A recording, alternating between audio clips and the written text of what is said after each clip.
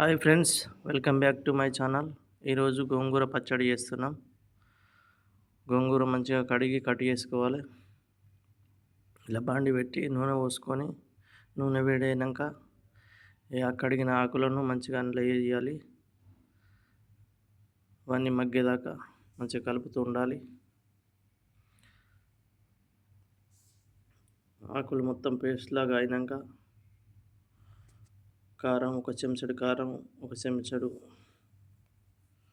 ఉప్పు వేసి మగ్గనివ్వాలి. మంచిగా కలుపుకొని మగ్గాక తీసి వేరే బాండీలో పెట్టాలి, వేరే ప్లేట్లో పెట్టాలి.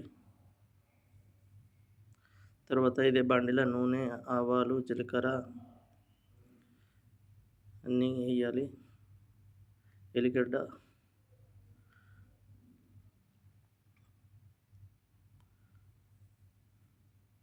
మిరపకాయలు, ఉల్లిగడ్డలు అన్నీ వేసి కలుపుతూ ఉండాలి మంచిగా బ్రౌన్ కలర్ వచ్చేదాకా.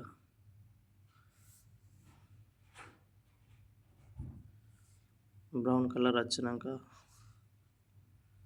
కొంచెం పసుపు వేసి కలపాలి.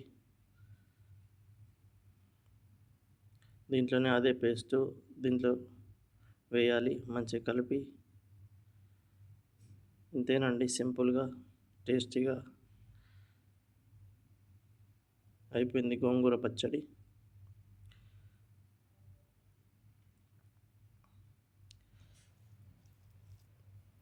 Please friends, thank you. Subscribe చేసుడు మర్చిపోకండి.